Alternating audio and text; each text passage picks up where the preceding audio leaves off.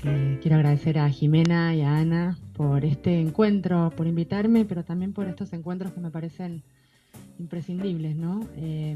Con lo que decía recién Mabel, yo por lo pronto no sabía que existía Rosa Guerra antes de que Jimena me convocara, lo confieso.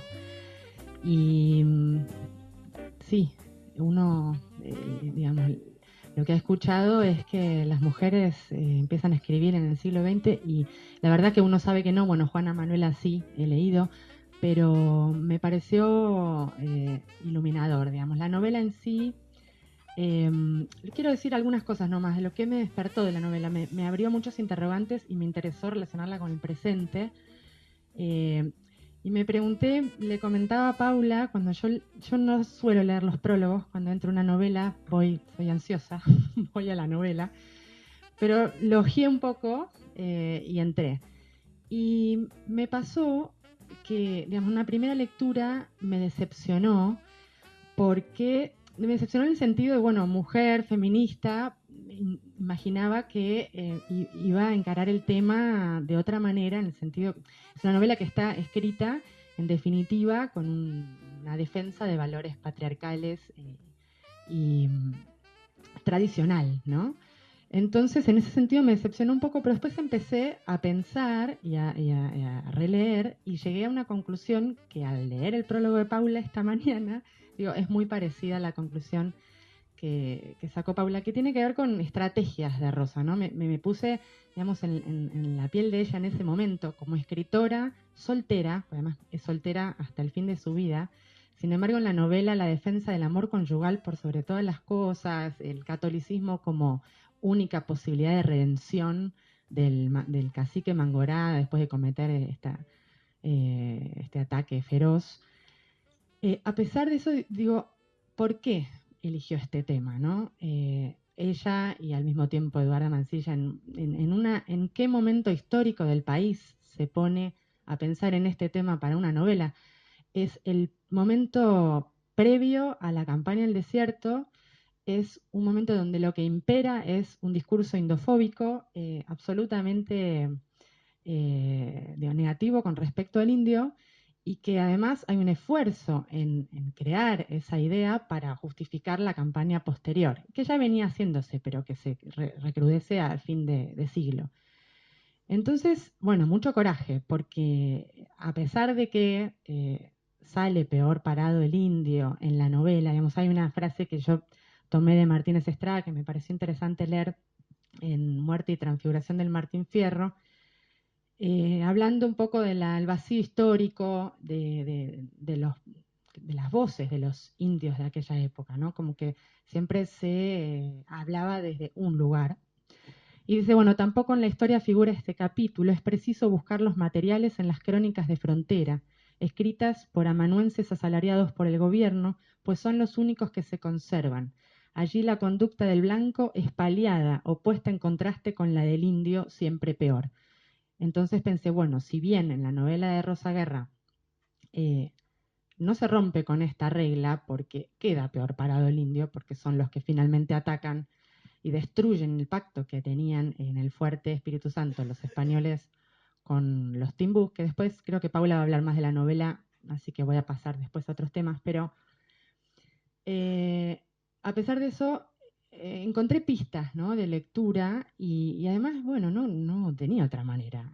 Hablar bien de los indios, una mujer feminista, escritora sola en esa época, tenía que engancharlos y que el lector se identificara con el personaje para poder entrar. Me parece que puede haber sido una posibilidad, consciente o no. Y además está el hecho de que ella, uno va viendo en la novela bueno, que entabla esta relación tan íntima con el cacique y también su marido, de atenciones, bueno, que le cantaba, que lo dormía casi como un hijo, con un amor muy grande por él, pero no se le ocurre que él se puede enamorar, ¿no?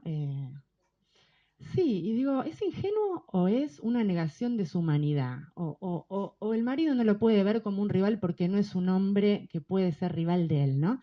Entonces, hay una discriminación que creo que puede ser también un guiño o no, que nos hace pensar, a mí me hizo pensar la discriminación a que lleva a la tragedia, digamos. Si ellos hubieran previsto esto, si hubieran em, prevenido, que podía enamorarse con tanta calidez, tantas atenciones. Además la describe como una mujer tan linda, madura, ¿cierto? Pero bueno, hay este no, digo porque hablaba Silvia de que no es exactamente, sí, sí, está plantada, todo, pero bueno, tiene un poco esa estética romántica de, ¿no? En las descripciones también de los indios y de Mangorá, que es totalmente erotizado, ¿cierto? Em, pero bueno, no son capaces de verlo como hombre y por eso no se dan cuenta. Sin embargo, cuando ataca el fuerte, lo hace con toda su humanidad, digamos. Yo ahí encuentro, y ahí voy al presente, me impresionó cuando leía esa parte del ataque que no tiene ningún sentido, ¿no? Porque tenían una buena relación y es un malón, hablando de malones, que era uno de los temas de hoy, pasional, absolutamente irracional. Y que tiene que ver con el humano, digamos, porque si se puede enamorar, o sea, se enamoró, viene de su humanidad, y también el hecho de enamorarse y poder hacer un acto como este tiene que ver, digamos, con humanidad en el sentido de que los hombres cometemos esas cosas, los hombres como hombre también, lamentablemente, masculino. Y no una cuestión de que es porque era indio hizo ese ataque, ¿no? No sé si se entiende lo que quiero decir, pero me parece que ahí equipara al indio con el hombre, que es lo que en un principio parecería que lo estaba negando. Y, y me hizo pensar enseguida, relacioné con los desalojos que ha habido desde el siglo XIX hasta el presente de las comunidades por parte de, en este caso, del Estado argentino. A mí me hizo pensar mucho, bueno, yo escribí esta novela que decía Jimena antes, es una novela que trata la vida de Petrona Pranes, una mapuche nacida en el Boquete Nahuelpan en Chubut, hija de el lonco Emilio Prane. Ellos son desterrados en el año 1937 de sus tierras. Y bueno, yo la conocí en un trabajo periodístico hace mucho tiempo, estuve muchos meses en Santa Cruz con una fotógrafa y a partir de este trabajo inicial, que era para hacer libros periodísticos, lo que más me quedó es la historia de ella. Como decía Mabel, me enamoré de su personaje, ¿no? Una mujer maravillosa, ahora ya murió.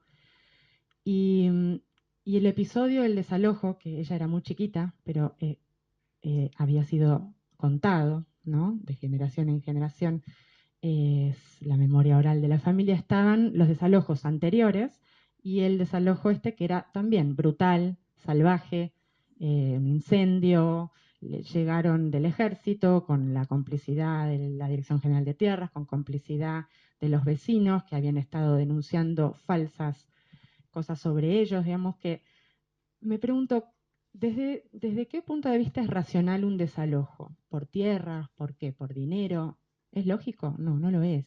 ¿Es lógico que ahora Benetton tenga casi 950.000 hectáreas? Eh, ¿Es lógico? No. ¿Es lógico que el Estado argentino le haya regalado a la corona británica por 99 años, no recuerdo cuánta cantidad de tierras, pero toda esta tierra, toda esta parte que está en Cuyamén, que es el sitio donde el año pasado sucedió bueno, lo de Santiago Maldonado, se los dieron porque la corona británica intercedió en la cuestión limítrofe entre Argentina y Chile y el Estado le regala por 99 años todas esas tierras. Entonces después la corona, los ingleses se la venden a Benetton. No tenemos papeles, no se sabe muy bien qué pasó ahí. ¿Es lógico? No, es lógico que Lewis sea dueño de lagos y ríos a donde no podemos entrar. No. Y bueno, pensé en eso. Digo, también Rosa Guerra, sin saberlo, estaba hablando de otra cosa. Me parece que capaz que lo sabía, a lo mejor no, pero a mí me hizo pensar en otra cosa y con eso basta, porque ahí está la literatura. Y ahí es el otro punto al que quiero llegar, digamos. Me parece que hoy, ¿cuál es el rol de la literatura?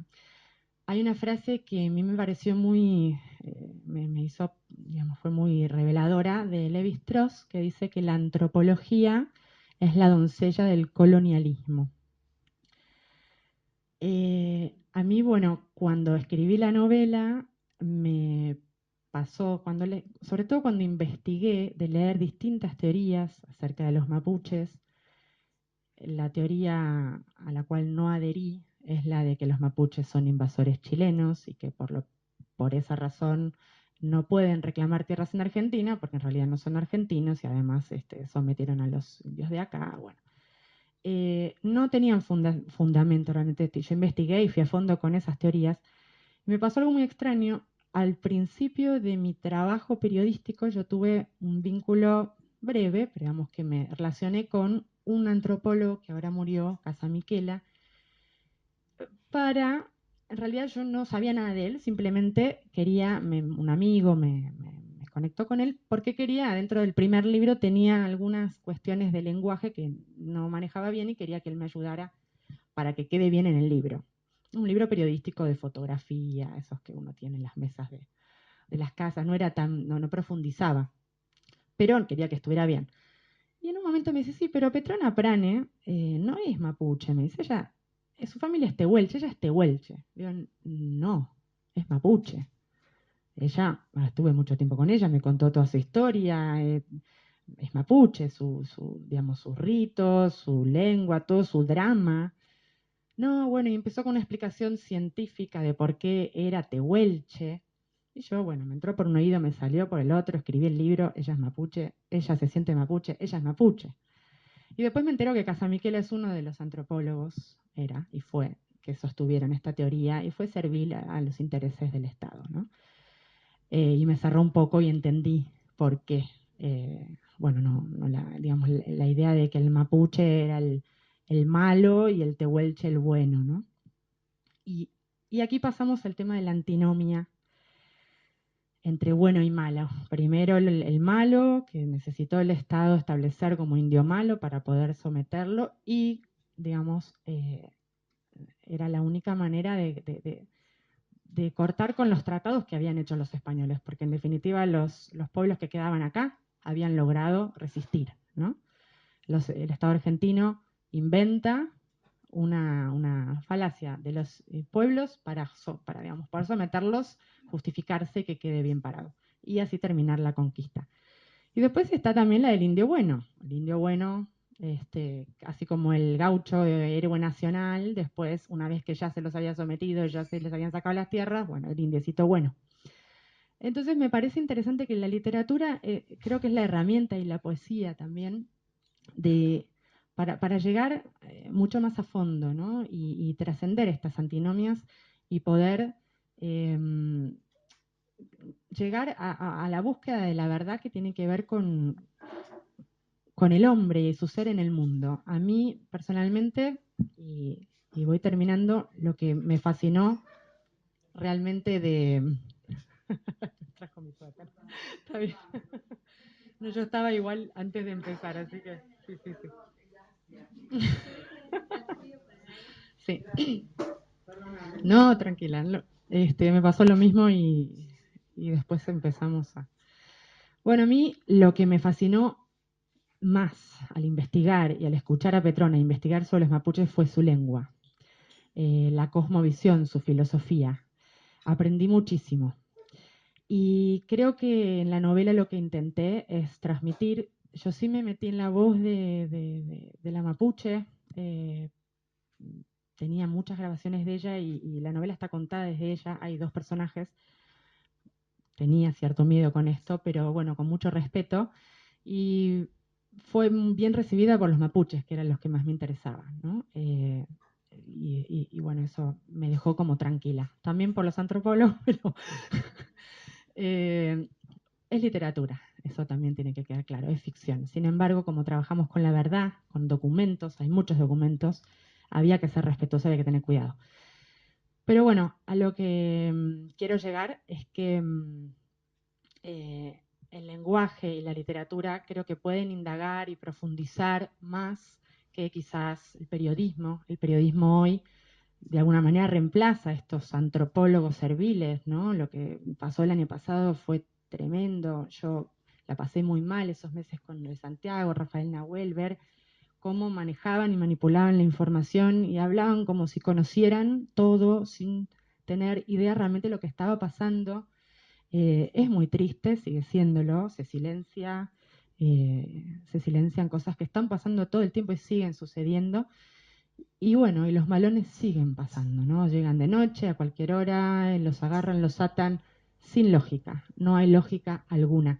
Entre todas las comunidades argentinas están reclamando el 1% del territorio argentino. O sea, entre todas las comunidades aborígenes de Argentina, solamente el 1% del territorio nacional. ¿Eso justifica de alguna manera un ataque, un desalojo? Yo creo que es tan irracional como el amor de Mangora. Y bueno, quiero terminar con dos citas. Una de nuestro amigo Sarmiento. Y después la va a refutar un poeta. Sarmiento dice, los araucanos eran más indómitos, lo que quiere decir animales más reacios, menos aptos para la civilización y asimilación europea. Desgraciadamente los literatos de entonces, y aún los generales, eran más poéticos que los de ahora, y a trueque de hacer un poema épico, Ercilla hizo del cacique Caupolicán un Agamenón, de Lautaro un Áyax y de Rengo un Aquiles. O sea que Sarmiento, pienso yo, ¿no?, desacredita los únicos textos que enaltecen al indio por poéticos. Y yo quiero que responda a Gustavo Pereira, que es un poeta que admiro y quiero mucho, un gran poeta venezolano. Y en realidad ni siquiera es él el que responde a Sarmiento, sino los mismos pueblos originarios y su maravilloso lenguaje. El poema se llama Sobre salvajes. Sobre salvajes. Los pemones de la gran sabana llaman al rocío Chiriqué Yectacuú, que significa saliva de las estrellas.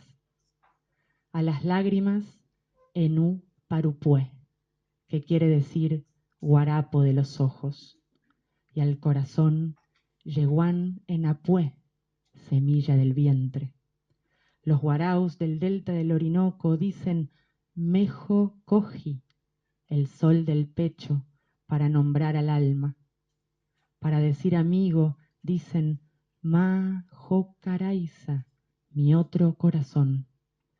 Y para decir olvidar, dicen Emoniquitane, que quiere decir perdonar.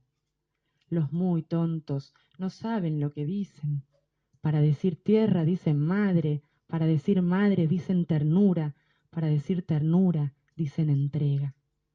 Tienen tal confusión de sentimientos que con toda razón las buenas gentes que somos les llamamos salvajes.